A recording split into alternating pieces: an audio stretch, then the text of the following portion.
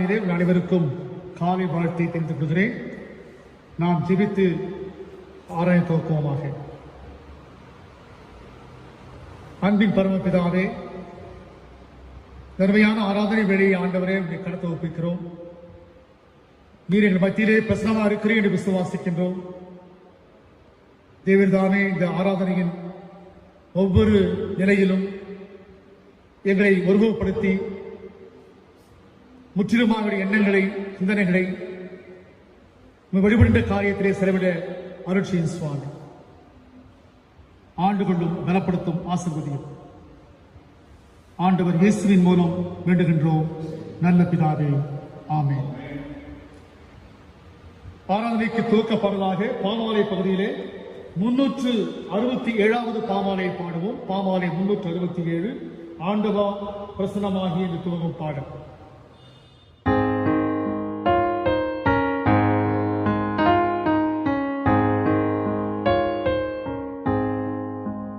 ஆண்டவா பிரசன்னமாகி ஜீவனோதை உயிர்ப்பையும் ஆசை காட்டும் தாசர் மீது ஆசீர்வாதமுற்றிடும். அருள்வாரி எங்கள் பேரில் பருஷிக்க பனுவே ஆசையோடு நிற்கிறோமே ஆசீர்வாதமுற்றுவே.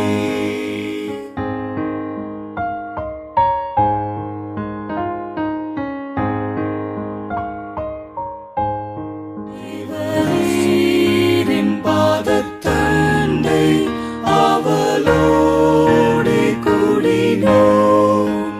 உந்தன் திவ்ய அபிஷேகம் நம்மை நாடி அண்டினோம்.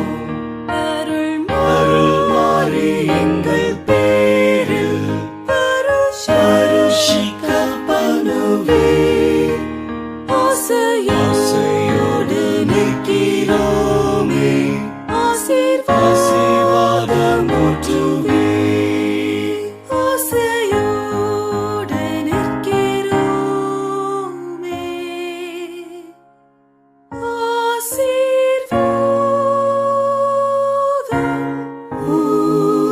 ஆசீர்வாதமுற்றுவே.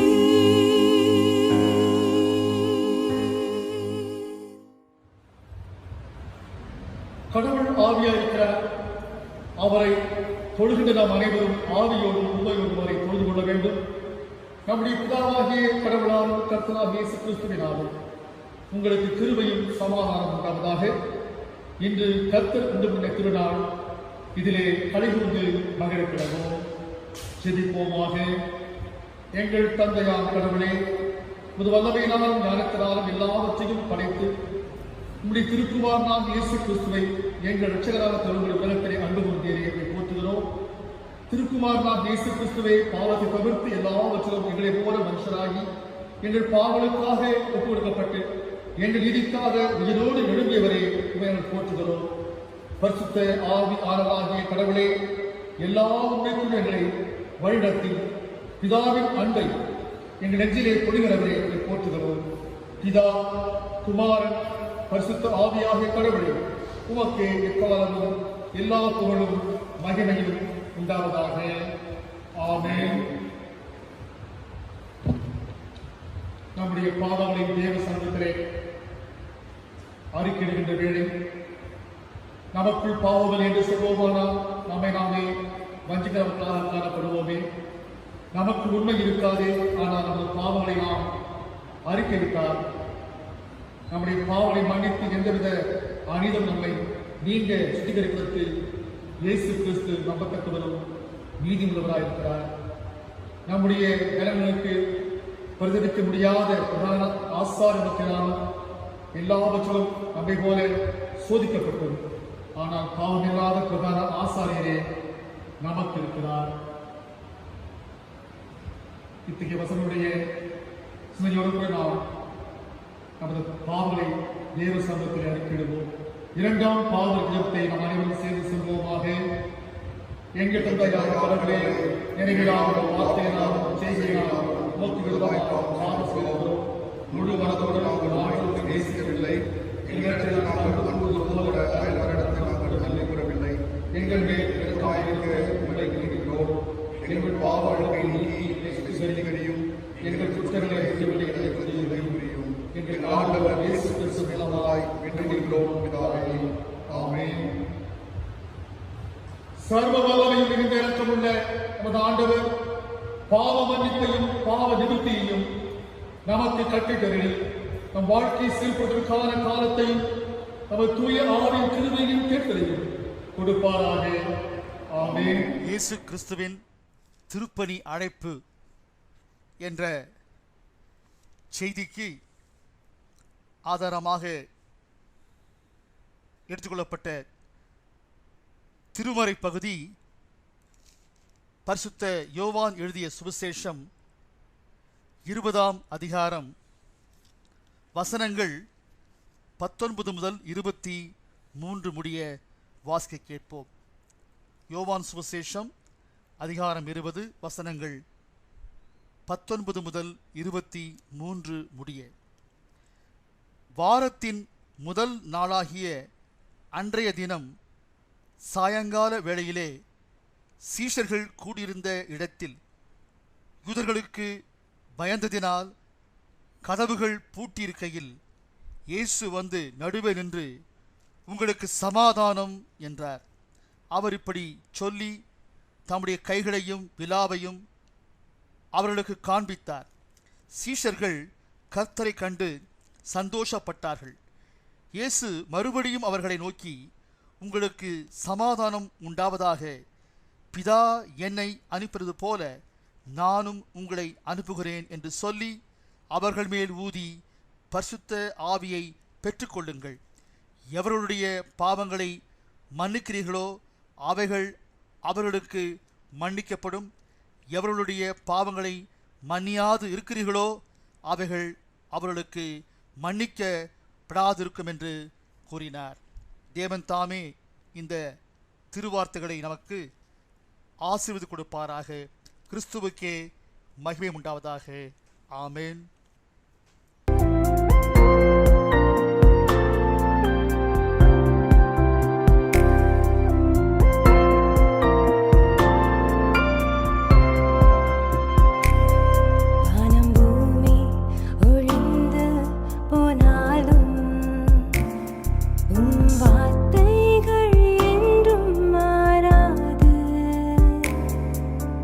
வாழ்க்கை அழிந்து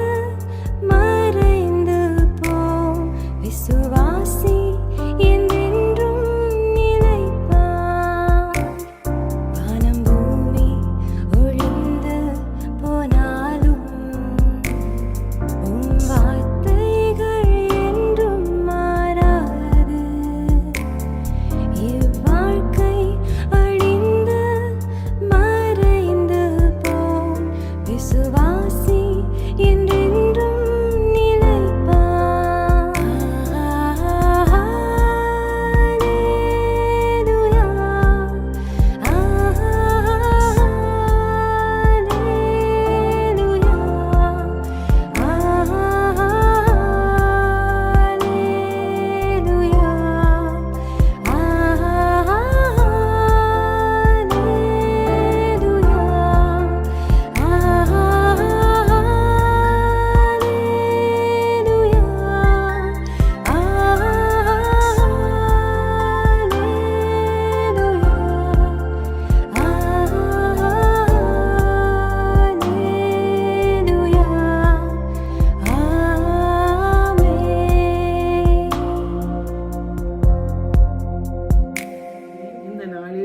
இப்படிப்பட்ட ஆன்லைன் சர்வீஸை ஆண்டவர் நம்மளுக்கு கிருபையாக தந்ததுக்காக நான் ஆண்டவருக்கு நான் நன்றி செலுத்துகிறேன்.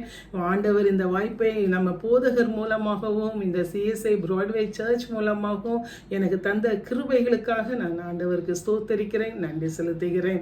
இந்த நாளிலும் நம்ம எல்லாருக்கும் தெரியும், இந்த பேண்டமிக் பெருந்தொற்று பயங்கரமாக பரவிட்டு சென்னை பட்டணத்தில் பரவிட்டு வருதுன்னு நம்ம கேள்விப்படுகிறோம். அதுக்கு நம்ம என்ன செய்யணும் தெரியுமா? 2 காரியம். நம்பர் 1, தேவையற்ற காரியங்களுக்கு வெளியில் போக வேண்டாம். ரொம்ப முக்கியம்னா வெளியில் போங்க, இல்லைன்னா வீட்டிலேயே இருங்க. எல்லா காரியங்களையும் ஆண்டவர் பாதுகாப்பார் உங்களை. 2வது காரியம், இப்படிப்பட்ட தொற்றுல அஃபெக்ட் ஆகி ஹாஸ்பிட்டல்ஸில் இருக்கிற நம்ம சகோதர சகோதரிகளுக்காக, நம்ம மக்கள் தான் இல்லை, அவங்களுக்காக நம்ம ஜெபம் பண்ணுவோம். கஷ்டப்படுறாங்க, மெடிசன் இல்லாமல், பெட் இல்லாமல், காசு இல்லாமல் ரொம்ப கஷ்டப்படுறாங்க. அவங்க நம்ம ஃப்ரெண்ட்ஸாக இருக்கலாம், நம்ம ரிலேட்டிவ்ஸாக இருக்கலாம், நம்ம நெய்பர்ஸாக இருக்கலாம், இல்லை நம்ம கூட வேலை பார்க்குறவங்களா இருக்கலாம், இல்லை நம்ம தெரிஞ்சவங்களா இருக்கலாம். அவங்களுக்காக பேர் சொல்லி ஆண்டவர்கிட்ட நம்ம ஜெபம் பண்ணுவோம். இது ஜெபம் பண்ணுறதுக்கு ஒரு நல்ல வாய்ப்புங்க. பிறருக்காக ஜெபம் பண்ணும்போது ஆண்டவர் கிருபை அளிப்பார். அதற்காக பரத்தோடு நம்ம ஜெபம் பண்ணுவோம். எல்லாற்றுக்கும் மேலாக நீங்கள் உங்களையும் பாதுகாத்து கொள்ளுங்க. சரியா? இன்னைக்கு நம்மளுடைய செய்திக்குள்ளே போகிறதுக்கு முன்னால் எல்லாரும் தலைகளை தாழ்த்தி ஒரு விசை ஜெபம் செய்வோம். அன்பின் தகப்பனே, இந்த நல்ல நாளுக்காக உமக்கு நாங்கள் நன்றி செலுத்துகிறோம். உங்களுடைய கிருபையின்படி இந்த ஆன்லைனில் நாங்கள் கர்த்தாவே ஆராதிக்க எங்களுக்கு கிருபை தந்ததுக்காக நன்றி ராஜா.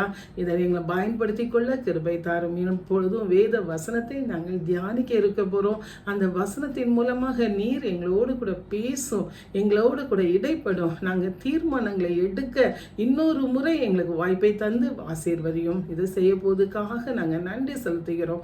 இயேசுவின் நிமித்தம் ஜெபம் கேளு நல்ல தகப்பனே. ஆமீன், ஆமீன். இந்த நாளிலும் எனக்கு கொடுக்கப்பட்ட தலைப்பு திருப்பணி வழிபாட்டுக்கு கிறிஸ்துவின் அழைப்பு. திருவழிபாட்டுக்கு கிறிஸ்துவின் அழைப்பு. இங்கிலீஷில் சொல்கிறாங்க Christ invitation to be an expression of ministry. Okay, இப்போ அது அப்படி திருப்பணி அப்படின்னு சொன்னால் தெரியும், ஆண்டவர் ஆண்டவருடைய பணிக்காக அழைப்பு கொடுக்கிறார். Simple as that. இல்லை, ஆண்டவர் அழைப்பு கொடுக்கிறார். யார் இந்த ஆண்டவர்? நம்ம வாசிக்க கேட்ட சங்கீதம் 47ல் இந்த ஆண்டவர், இந்த இயேசு கிறிஸ்து யார், இந்த தேவன் யார் என்பது எழுதப்பட்டு இருக்கிறது. ரொம்ப அருமையான வசனம் பாருங்க. வசனம் 2வது வசனத்துல அவர் பூமி மீது எங்கும் மகத்துவமான ராஜாவுமாய் இருக்கிறார் அப்படின்னு போட்டிருக்கிறது. இங்கிலீஷ்ல he is a great king of this earth அப்படி போட்டிருக்கிறது. நான் 7வது வசனத்துல எழுதப்பட்டிருக்கிறது தேவன், சங்கீதம் 47:7, தேவன் பூமி அனைத்திற்கும் ராஜா. அப்படின்னா என்ன அர்த்தம்? பூமியில எல்லாத்துக்கும் ஆண்டவர் தான் ராஜா. அவரை போற்றி பாடுங்கள்னு எழுதப்பட்டிருக்கிறது. 8வது வசனத்துல தேவன் ஜாதியின் மேல் அரசாளுகிறார். யாருங்க அரசாள முடியும்? ஒரு அரசன், ஒரு ராஜா தான் அரசாள முடியும். அவர் தான் பரிசுத்த சிங்காசனத்தின் மேல் வீற்றிருக்கிறார். யாரு வீற்றிருக்கிறார்? தேவன் வீற்றிருக்கிறார். அந்த வீற்றிருக்கிற தேவனை நாம் போற்றி பாட வேண்டும். கடைசியில் எழுதப்பட்டிருக்கிறது 9வது வசனம், பூமியின் கேடகங்கள் தேவனுடைய வகைகள், அவர் மகா உன்னதமானவர். he has to be exalted. உன்னதமானவர் என்று எழுதப்பட்டிருக்கிறது. இவர் தாங்க நம்ம தேவன். இப்படிப்பட்ட தேவனுக்கு நாம் பணி செய்ய வேண்டும். இதற்காக தான் இன்றைய தினத்துல இந்த திருச்சபை அழகாக நம்ம டயசிஸ் ஒரு குறிப்பெடுத்து நம்மளுக்கு அனுப்பி இருக்கிறாங்க. இந்த பணிக்கு, தேவனுக்கு பணி செய்வதற்கு நம்மளுக்கு இன்றைக்கு ஒரு அழைப்பு கொடுக்கப்பட்டு இருக்கிறது, ஒரு இன்விடேஷன்.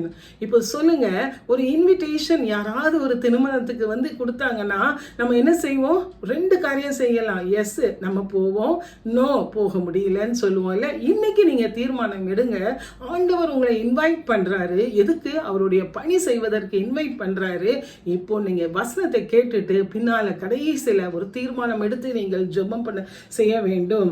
இதுதான் ஆண்டவர் இந்த நம்மளுடைய கடமை என்ன அப்படின்னு சொன்னீங்கன்னா, ஆண்டவர் திருப்பணி அப்படின்னு சொன்னா அவருடைய நாமத்தை பிறருக்கு சொல்ல வேண்டும். என்ன சொல்ல வேண்டும்? அவருடைய சுவிசேஷத்தை சொல்ல வேண்டும். என்ன சொல்ல வேண்டும்?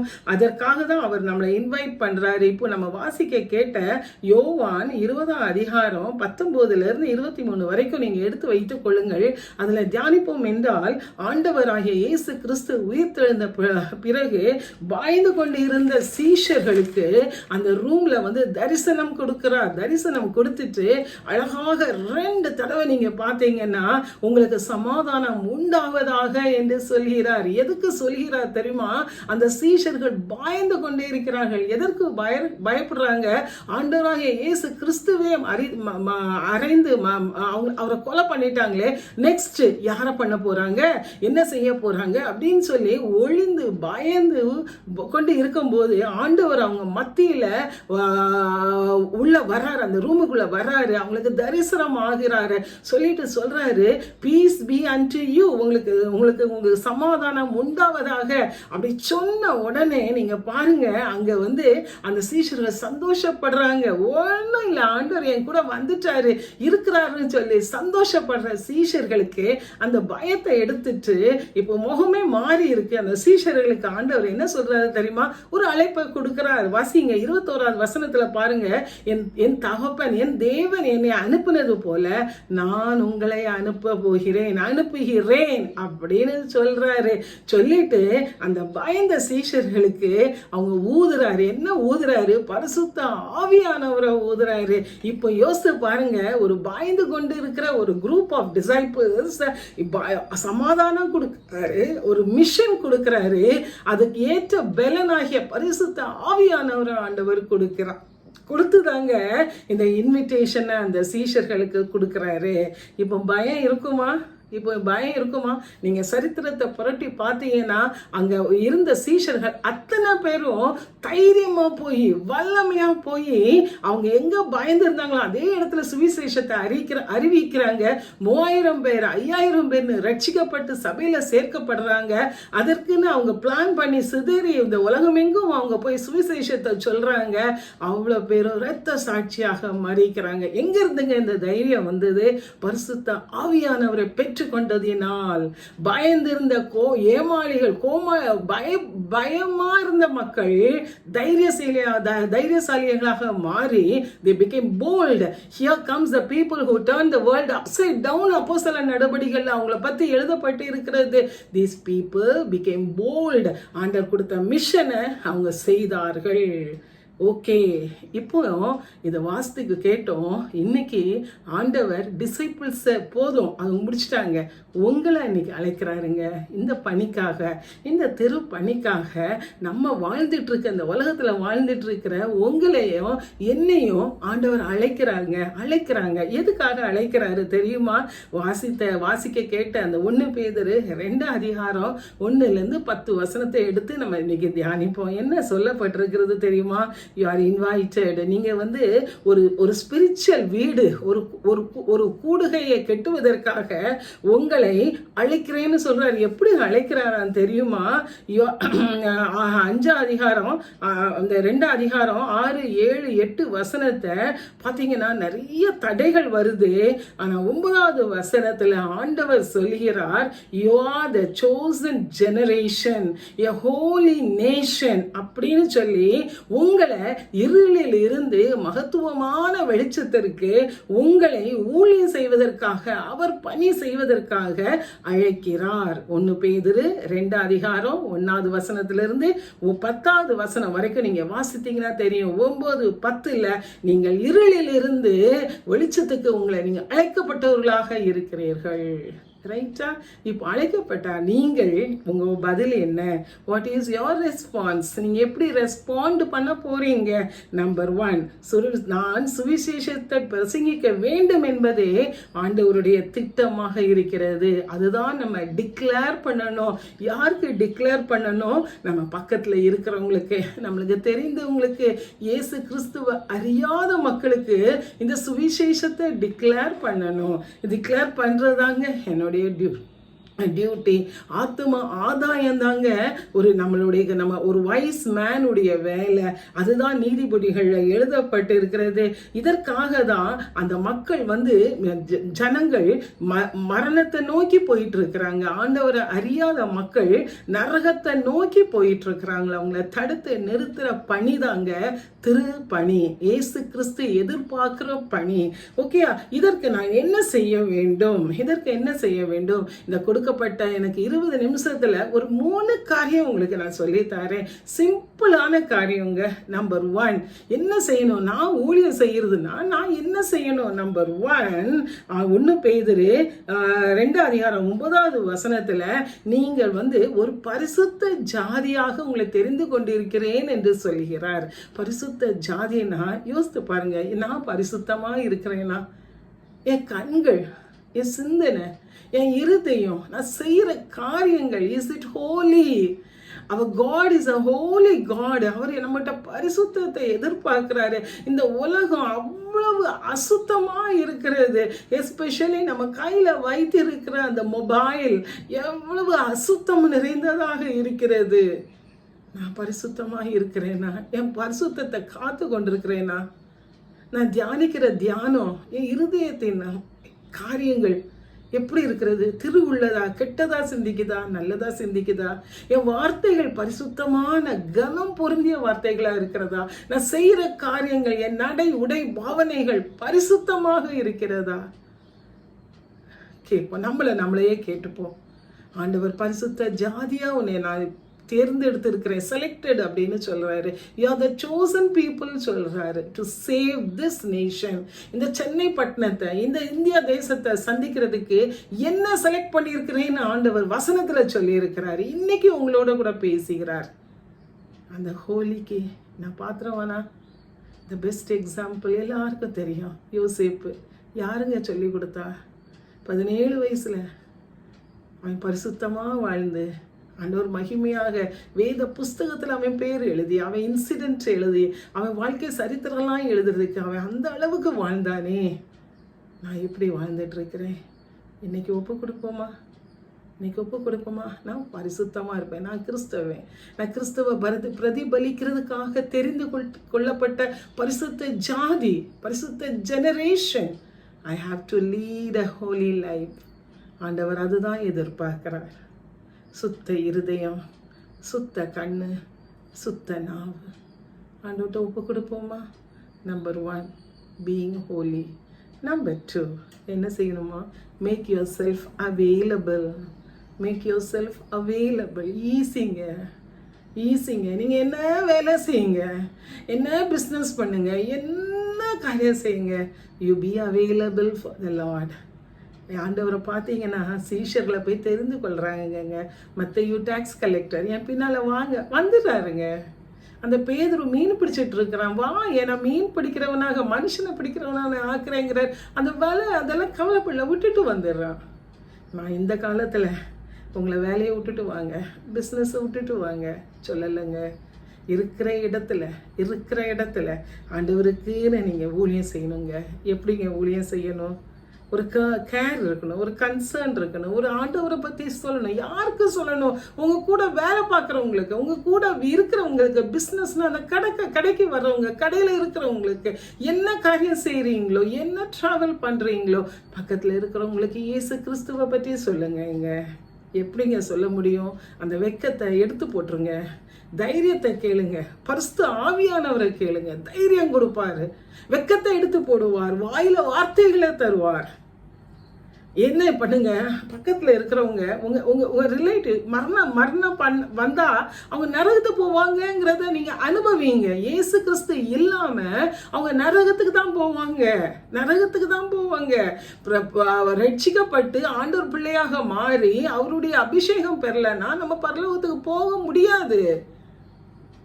நானே வழி, சத்தியம், ஜீவன் சொல்லி இருக்கிறாரு. ரட்சிக்கப்படாதவர்கள் பரலோகத்துல கால் வைக்க முடியாது. இயேசு கிறிஸ்துவின் ரத்தத்தினால் சுத்திகரிக்கப்பட்ட பிள்ளைகள் தான் பரலோகத்துக்கு போக முடியும். பாருங்க, உங்க மாமா, உங்க சித்தப்பா, உங்க பக்கத்து வீட்டுக்காரங்க, ஆர் தே சேவ்ட்? ஜோம் பண்ணுங்க. Just introduce Jesus to them. Just introduce. சொல்லுங்க, இயேசு நல்லவர், இயேசு ரட்சிக்கிறவர், இயேசு எனக்காகவும் உங்களுக்காகவும் ரத்தத்தை சிந்தினார், இயேசு செய்த மிராக்கிள்ஸ், அற்புதம், வேதத்தில் உள்ள அற்புதங்களை சொல்லுங்க. குஷ்டரோகியை தொட்டாரு, அந்த குஷ்டரோகம் சொஸ்தமாச்சு. இப்போ தாங்க right period. many are suffering. அந்த பீப்புளுக்கு போய் உங்களுக்கு சமாதானம் ஆண்டவர் தருவார், உங்களுக்கு சுகம் தருவார், உங்களுக்கு உதவி செய்வார். சொல்லுங்க, அதுதாங்க சுவிசேஷம். Introduce Jesus. மற்றதெல்லாம் வேண்டாம். மற்றதெல்லாம் அழிந்து போயிடும், இது நிலைத்திருக்குங்க. இதுதாங்க இயேசு கொடுக்குற பணி. Introduce Jesus, make yourself available. ஆண்டவர் நல்லவர், ஆண்டவர் சமாதானத்தை தருவார், ஆண்டவர் உதவி செய்வார். போதுங்க போதுங்க, சுவிசேஷம் அறிவிக்கப்பட்டுரும். நெக்ஸ்ட் கேட்பாங்க, இந்த ஆண்டவர்கிட்ட நான் எப்படி பேசணும்னு ஜோமனை சொல்லி கொடுங்க. சிம்பிளுங்க. ஒரு போதகர் வேலையை நீங்க செய்யுங்க, இந்த ஆண்டவர் பணிக்கு உங்களை அழைக்கிறார். முதலாவது பரிசுத்த ஜெனரேஷனாக இருக்கணும். ரெண்டாவது மேக் யுவர் செல்ஃப் அவைலபிள். மூன்றாவதாக ஹாவ் கமிட்மெண்ட். உறுதியாக இருக்கணுங்க. தீர்மானம் எடுத்து உறுதியாக இருக்கணுங்க. பின்னால் போயிடக்கூடாது, நான் என் ஆத்மாவை கெடுத்துடக்கூடாது, நான் உறுதியாக நிலைத்து இருக்கணும். டிசைபிள்ஸ் பாருங்க, இயேசு சீஷர்கள் நிலைத்து இருந்தாங்கங்க. பயந்தாங்க, தடுமாற்றம் வந்தது, நிலைத்திருந்தாங்க. இயேசு போய் அந்திரேயுவை அழைத்தாரு, அந்திரேயு போய் பேதுருவை அழைத்துட்டு வந்தான், பேதுரு போய் பிலிப்பை அழைத்துட்டு வந்தான், பிலிப்பு போய் கொர்நேலியை அழைத்துட்டு வந்தாங்க. எஸ், அது ஒரு செயின் ப்ராசஸ். ஒரு ஆத்மாவை ரட்சித்தீங்கன்னா அந்த குடும்பம் ரட்சிக்கப்படும், அந்த தெரு ரட்சிக்கப்படும், அந்த ஊர் அந்த கிராமம் ரட்சிக்கப்படுங்க. ஒரு புறஜாதியான சமாரிய ஸ்திரீயை ஆண்டவர் போய் சந்திச்சார். என்ன செஞ்சா? போய் ஊர்ல எல்லாத்தையும் போய் சொன்னா. ஆண்டவர் தண்ணி குடிக்க வந்த ஊர்ல 3 நாள் தங்கி இருந்து சுவிசேஷம் அறிவித்தார். யாருங்க அந்த லேடி? யாரு? சமாரிய ஸ்திரீ யாரு? she did it. ஒரு ஆப்பர்ச்சுனிட்டி வரும்போது கமிட்மெண்ட் வந்தது, she did it. சுவிசேஷம் அறிவிக்கப்படணும், கண்டினியூஸா போகணுங்க.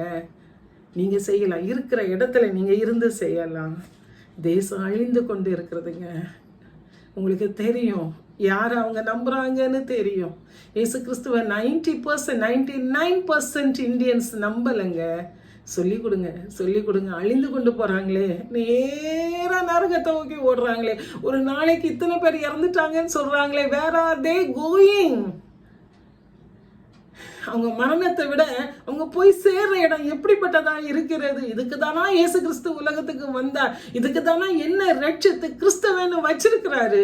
யோசிங்க. Have commitment, have concern. People are rushing towards hell. Stop them. இதுக்கு தான் மிஷனரிஸ் போறாங்க. அவங்க கமிட்மெண்ட் இருந்தது. த பெஸ்ட் எக்ஸாம்பிள், பெரிய மிஷனரி லிஸ்ட் வச்சிருக்கேங்க. ஒரே ஒரு ஆள், வில்லியம் கேரி. தேசத்துக்கு வந்தாருங்க, கல்கட்டாவில் செஞ்சாருங்க, ஊழியம் செஞ்சாரு. அவர் பெரிய காரியம், பைபிள் டிரான்ஸ்லேஷன் பண்ணாரு, 40 மொழிகளில் டிரான்ஸ்லேட் பண்ணாரு. 40 வருஷம் இந்தியா தேசத்துல இருந்து நம்ம தேச மக்களுக்காக ஊழியம் செஞ்சாருங்க. எத்தனையோ பேரை ரட்சித்தாரு. அவர் வீட்டுக்கு திரும்பி போகலைங்க, அவர் ஊருக்கு இங்கேயே வாழ்ந்து மறித்தாருங்க. எவ்வளோ தடைகள் வந்தது, எவ்வளோ குடும்பத்தில் பிரச்சனைகள் வந்தது, மரணம் வந்தது. he had commitment. எல்லாத்தையும் பேக் பண்ணி விட்டுட்டு திருப்பி தான் தேசத்துக்கு போகலைங்க. இதுதாங்க கமிட்மெண்ட். இன்றைக்கு என்ன தீர்மானம் எடுக்க போறீங்க? என் டைம் முடிய போகிறது. என்ன கமிட்மெண்ட் எடுக்க போறீங்க? கிறிஸ்தவங்க தானே, நீங்கள் ரட்சிக்கப்பட்டிருக்கிறீங்கல்ல, நீங்கள் சண்டே சர்வீஸ்க்கெலாம் போகிறீங்களே, கையில் பைபிள் இருக்குல்ல, இன்னொரு ஆத்மாவை நீங்கள் ஆண்டவர்கிட்ட கொண்டு வந்திருக்கீங்களா? ஒரு வருஷம் ஒரு ஆத்மாவை கொண்டு வந்தீங்கன்னா உங்கள் வயசுக்கு ஏற்ற ஆத்மாக்கெல்லாம் நீங்கள் தருவதுக்கு ஆண்டவர் உதவி செய்வார். அந்த பரிசுத்த ஆவியின் பெலனை நீங்கள் கேளுங்க. அந்த பெலனோடு தைரியத்தோடு சுவிசேஷத்தை பக்கத்தில் இருக்கிறவங்களுக்கு ஒரு நபருக்கு நீங்கள் ஜோமணி ஆத்மா ஆதாயம் செய்யுங்க. ஆண்டவர் உங்களை ஆசீர்வதிப்பார். இந்த பணிக்கு தாங்க இன்னைக்கு ஆண்டவர் உங்களை அழைக்கிறாரு. அழகா ட்ராக்ஸ் கொடுக்கலாம், அவங்களுக்காக ஜெபம் செய்யலாம், அவங்கக்கிட்ட ஆண்டவரை இன்ட்ரடியூஸ் பண்ணி கொடுக்கலாம். ஒரு சின்ன கதை சொல்லி நான் முடிக்கட்டுமா? ஒரு ஆண்டவரை ஏற்றுக்கொண்ட ஒரு குடும்பம் அமெரிக்க ஐக்கிய நாட்டில் இருந்தாங்களாம். அந்த நாட்டில் அந்த அவங்களுக்கு ஒரு மகன் பிறந்தான். அந்த பையன் ஊனமுற்ற பையனா. அந்த பையன் ஒன்றுமே செய்ய முடியாதான். அவங்க அப்பா டெய்லி ஊழியத்துக்கு போய் ட்ராக்ஸ் கொடுத்துட்டு வீட்டுக்கு ஜோம் பண்ணுவாராம். வயசாகி அந்த அப்பா இறந்துட்டாராம். அந்த மகன் அம்மாவும் இறந்துட்டாங்களாம். கடைசியில் அந்த மகன் தனியாக கையோட பட்டிருந்தவனா இருந்தானா. அவன் என்ன செய்வானா, எங்கள் அப்பா செஞ்ச ஊழியத்தை நான் செய்யணும்னு சொல்லி அவன் மாடியில் 17வது மாடியிலிருந்து ஒரு நாளும் ட்ராக்ட் எடுத்து கீழே ஜன்னல் வழியாக விடுவானா. அதை எடுத்து வாசிக்கிறவங்க எத்தனையோ பேர் ரட்சிக்கப்பட்டிருக்கிறாங்க. ஆனால் அந்த ட்ராக்ட், அந்த பேப்பர் எங்கேருந்து வருது வருதுன்னு தெரியாதான். ஒரு நாள் ஒரு ஒரு ஒரு ஒரு ஒரு ரொம்ப ரிச் மேன் அதை வாசித்து ரட்சிக்கப்பட்டு ஓடியே வந்து தேடுறாராம், எந்த வீட்டில இருந்து இந்த ட்ராக்ஸ் வருது உழுதுன்னு. டெய்லி உழுது, ஆனால் எந்த மாடியிலேருந்துன்னு தெரியல. கடைசியில் கேமரா வச்சு கண்டுபிடிச்சிட்டாராம் எந்த ஃப்ளோர்ல இருந்து இந்த ட்ராக்ட் எவ்ரிடே உழுதுன்னு. உடனே போய் பார்த்து அந்த பையனை பார்த்து, இப்போ யார் அப்படின்னு கேட்கும்போது அவன் சரித்திரத்தெல்லாம் அவர் கேட்டுக்கிட்டாராம். அப்புறம் பார்த்தா அந்த பையனுக்கு சாப்பாடு இல்லை, காசு இல்லை, வீட்டில் அவனுக்கு நடக்க முடியல, வீட்டில் யாரும் இல்லை, அப்பா வச்சுட்டு போன ட்ராக்ஸ் இருந்தது, கொஞ்சம் கொஞ்சம் பக்கத்து வீட்டுக்காரங்க கொடுக்குறத சாப்பிட்டுட்டு கஷ்டப்பட்டுட்டு இருந்தான்.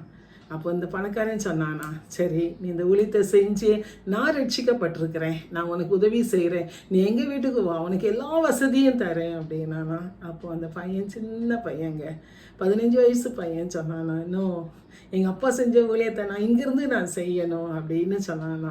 அதுதான் எனக்கு கமிட்மெண்ட்டுங்க, அதுதான் கமிட்மெண்ட். அப்புறம் அந்த வீடு அந்த ஊழியக்காரர் நல்ல, அந்த பணக்காரன் நல்ல உதவி செஞ்சான். But he did not move from his house. கமிட்மெண்ட்னா இதுதாங்க. என்ன தீர்மானம் எடுக்க போகிறீங்க? Tell me. நீங்கள் சொல்லுங்கள், ஆண்டவர்கிட்ட சொல்லுங்கள். நான் கை உயர்த்த சொல்ல மாட்டேன், நான் வந்து இது பண்ண மாட்டேன், நான் எதுவுமே வெளிப்படையாக செய்யணும்னு நான் சொல்லலை.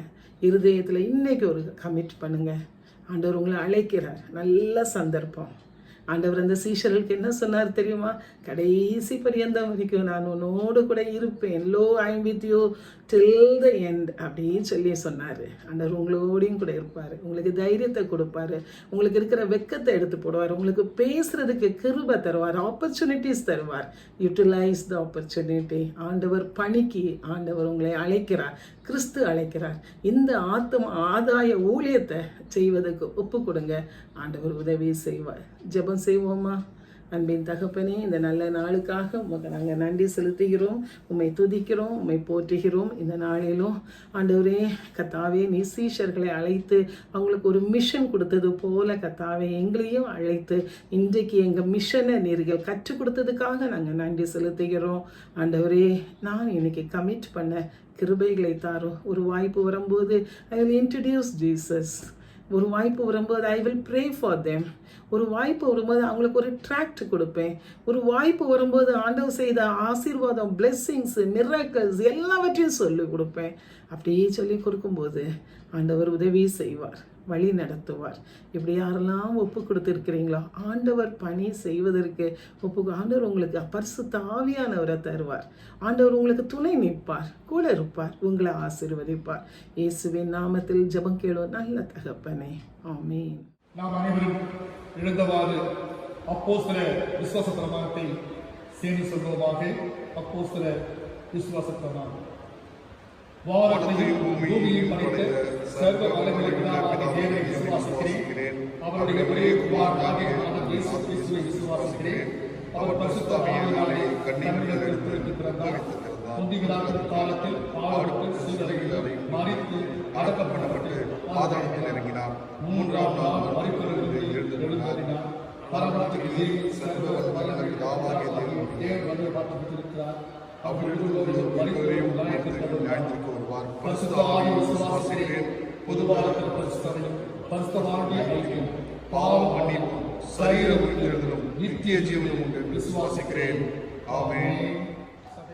கர்த்தருக்குள் அன்பான வெஸ்லி தமிழ் ஆலயத்தின் குடும்பத்தினர்கள் ஒவ்வொருவருக்கும் திருச்சபையின் சார்பிலே அன்பின் வாழ்த்துதலை தெரிவித்துக் கொள்கிறோம். அன்பார்ந்த சபை மக்களே, இந்த வாரம் ஞாயிறு ஆராதனையில் நமக்காக தேவ செய்தியை கொடுத்தவர்கள் நமக்கு நல்ல பரிச்சயமான திருமதி பெரில் யோகராஜ் அவர்கள். திருச்சபையின் சார்பில் அவர்களை வாழ்த்தி வரவேற்கின்றோம். அன்பான திருச்சபை மக்களே, இந்த கொடூரமான காலகட்டத்தில், குறிப்பாக சொல்லப்போனால் இந்த கொரோனா 2வது அலை, இந்த காலகட்டத்திலே நமக்கு தெரிந்தவர்கள் அதிகம் பேர் பாதிக்கப்பட்டிருக்கிறார்கள். அதிகம் பேர் சுகம் பெற்றும் வந்திருக்கிறார்கள். இன்னும் சிலர் சுகவீனமாய் உள்ளார்கள். சபையாராகிய நாம் அனைவருக்காகவும் அவர்கள் குடும்பத்தினருக்காகவும் ஜெபித்துக் கொள்ளலாம். விசேஷமாக நமது சேகர குழு தலைவர் அருள் திரு ரெடி பாஸ்கர் மற்றும் நமது ஆலய ஆயர் அருள் திரு ஏனஸ் ஜெயக்குமார் அவர்கள் மற்றும் நமது ஆலய பணியாளர் திரு புஷ்பராஜ் அவர்களுக்காகவும் அவர்கள் குடும்பத்தினருக்காகவும் நம் ஆலய அங்கத்தினர்கள் குடும்பங்கள் அனைவருக்காகவும் ஒவ்வொருவர் ஜெபத்திலும் வேண்டுகொள்ளும்படி அன்புடன் கேட்டுக்கொள்கிறோம்.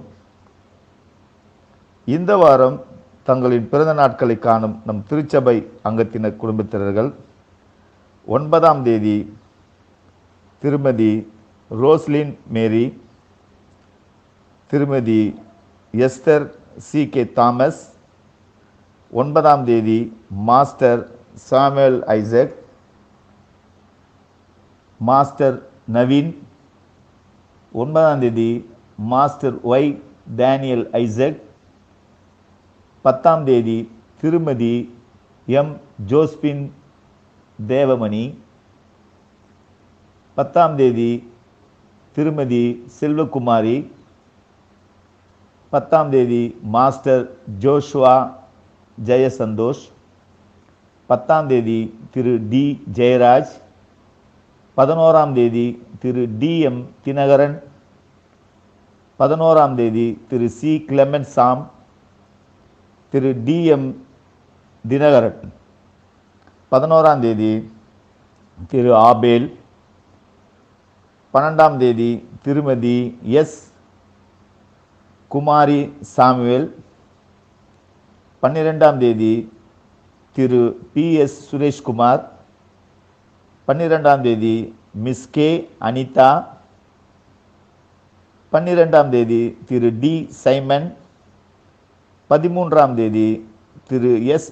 ஆரிஷ், திரு பிரான்சிஸ் ஜேவியர், 14ஆம் தேதி திரு ஏ. ராஜேந்திரன், 15ஆம் தேதி திரு டி. ரூபன் மற்றும் திருமண நாட்களை காணும் நம் அங்கத்தினர்கள் 10ஆம் தேதி திரு Jacob S. Subbatham, Thirumathi J. Elizabeth Mary Flora, Thiru Yesudas, Thirumathi Josephine, 11ஆம் தேதி Thiru Vijay Peter Edwin, Thirumathi Roslin Mary, 11ஆம் தேதி திரு ரிச்சர்ட் ராஜ்குமார், திருமதி ஆர். திவ்யா, 13ஆம் தேதி திரு ஏ.வி. தேவன்பு, திருமதி கே.எஸ். லிஸி கிரேஸ், 15ஆம் தேதி திரு ஸ்டீஃபன் சுதாகர், திருமதி ரோசி ரெஜினா, 15ஆம் தேதி திரு ஜி. ரமேஷ், திருமதி கல்பனா கேத்தலின். பிறந்த நாட்களையும் மற்றும் திருமண நாட்களையும் காணும் நம் திருச்சபையார் இவர்களை இறைமகன் இயேசுவின் கிறிஸ்துவின் இனிய நாமத்தில் அன்புடன் வாழ்த்துகிறோம். தமிழகத்தில் நடந்து முடிந்த சட்டசபை தேர்தலில் வெற்றி பெற்று தமிழக முதலமைச்சராக பொறுப்பேற்று கொண்ட திரு மு.க. ஸ்டாலின் அவர்களையும் அவர்களின் அமைச்சர்களில் இடம்பெற்றிருக்கும் அமைச்சர்களையும் மற்றும் அரசின் உயர் அதிகாரிகளையும் நிர்வாக அதிகாரிகளையும் முக்கியமாக நம்மை போன்ற சிறுபான்மை மக்களுக்காக நல்ல முறையில் செயல்பாடுகளை செய்யவும் அவர்கள் யாவரையும் திருச்சபையின் சார்பிலே வாழ்த்துகிறோம். நன்றி. ஆண்டவர் தாமே நம் யாவரையும் ஆசீர்வதிப்பாராக. நிர்வாக அறிக்கை. நமது CSI வெஸ்லி தமிழ் திருச்சபை குருசேகரம் பிராட்வே சேர்ந்த திரு PR விவேகானந்தன், திருமதி ஃப்ளாரன்ஸ் எலிசபெத் தம்பதியரின் மகன் செல்வன் வி பிரேம்குமார் என்பவரும், தமிழ் சுவிசேஷ விடிவெள்ளி நட்சத்திர லுதரன் திருச்சபை ராயபுரம் குருசேகரம் சேர்ந்த திரு பிலிப் சேகர் திருமதி மகிமை மேரி தம்பதியரின் மகள் செல்வி வித்யா ஷீபா என்பவரும் திருமண ஒப்பந்தத்தில் இணைய உள்ளார்கள் என்பதை திருச்சபையாருக்கு அறிவிக்கிறேன். இந்த இருவரும் இந்த திருமணத்தில் இணைவதற்கான தடை காரணம் ஏதேனும் இருக்குமானால் அதனை சபை போதகருக்கு எழுத்து மூலம் தெரியப்படுத்த கேட்டுக்கொள்கிறேன். இதுவர்களுக்கு 2ஆம் திருமண அறிக்கை. ஜெபிப்போமாக. எல்லா ஊற்றுக்கும் காரணகர்த்தராகிய பரமபிதாவே, இந்த அருமையான ஆராதனை வேளைக்கு உமக்கு நன்றி செலுத்துகிறோம். தேவரீர் கேட்ட செய்தியை உள்ளத்திலே பதிய வைத்து வழிபடும் தேவன் உயிரோடு இருக்கிறார் என்ற மனநிலையோடு கர்த்தாவே நாங்கள் ஒவ்வொரு வினாடியும் வாழ எங்களுக்கு உம்முடைய கிருபையையும் ஞானத்தையும் தந்தருளும். விசேஷமாக இந்த வாரத்திலே தன்னுடைய பிறந்த நாளையும் விவாக நாளையும் கொண்டாடுகின்ற திருச்சபை அன்பர்களுக்காக ஜெபிக்கிறோம். கடந்த ஆண்டை காட்டிலும் சூழ்நிலைகள் எதுவாயினும் இந்த ஆண்டிலே தடைபடாத உம்முடைய ஆசீர்வாதம் அவர்களையும் அவருடைய உள்ளங்களையும் இல்லங்களையும் நிரப்பும்படி கெஞ்சி கேட்டுக்கொள்கிறோம். கர்த்தாவே, சிறப்பாக திருச்சபையின் ஒவ்வொரு குடும்பத்தின் அங்கத்தினருக்காக ஜெபிக்கிறோம். சிசுக்கள் முதல் முதியோர் வரை உம்முடைய காக்கும் கரத்தின் வல்லமை அவளுக்குள் இருக்கும்படி இதுதாமே அவளுடைய ஆண்டு கொள்ளும். அன்பின் ஆண்டவரே, எங்களுடைய பேராயரம்மா குடும்பத்துக்காக ஜெபிக்கிறோம். அனைத்து ஆயர்மார்களுக்காகவும் ஒவ்வொரு துறையின் இயக்குநர்களுக்காகவும் அருட்பொழிவாளர்களுக்காகவும் வேதாகம பெண்களுக்காகவும் அருட்பணியாளர்களுக்காகவும் நாங்கள் ஜெபிக்கிறோம். எங்கள் பேராயத்தின் எந்த பணிகளும் தடைபடாமல் இதுதாமே நடத்தும்படி கெஞ்சி மன்றாடுகின்றோம். அனைத்து ஊழியக்காரர்கள், அனைத்து திருச்சபைகள் சிறப்பாய் ஆண்டவரே திருப்பணி செய்யும்படியான ஒரு சூழ்நிலையை தமிழ்நாட்டில் ஏற்படுத்தியிருக்கிறீர். அதற்காக நன்றி செலுத்துகின்றோம்.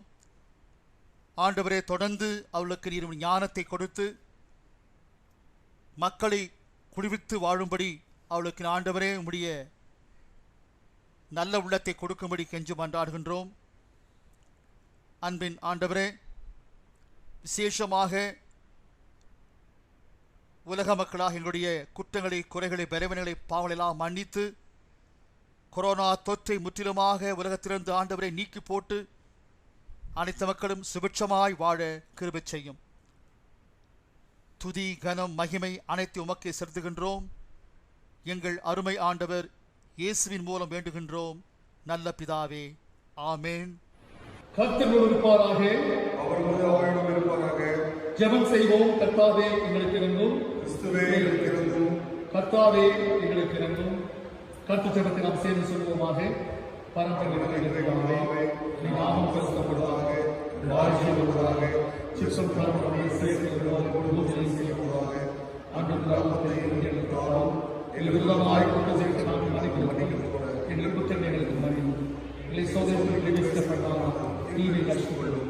ராஜ்யம் வல்லமையும் மகிமையும் என்றென்றும் நம்முடைய கர்த்தராகிய இயேசு கிறிஸ்துவுடைய கிருபையும் பிதாவாகிய தேவனுடைய அன்பும் தூய ஆவி ஆனவருடைய அந்யோன்ய ஐக்கியமும் ஸ்நேகமும் சமாதானமும் நம்மோடு கூட இன்றும் என்றும் சதா காலத்திலும் இருப்பதாக.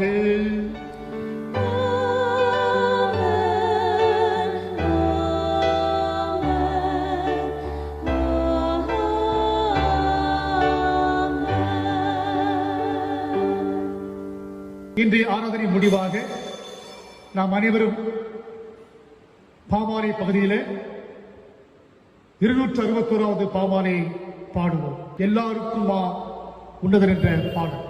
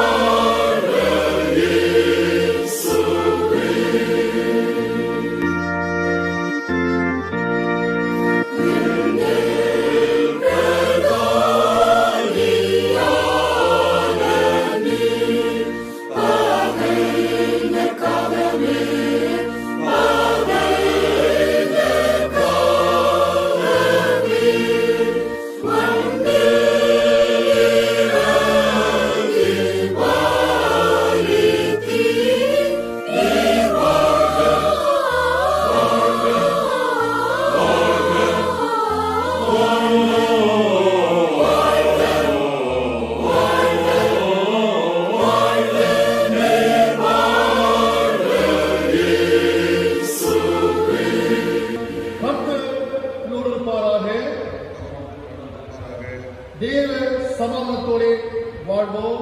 கர்த்தரின் நாமத்தினாலே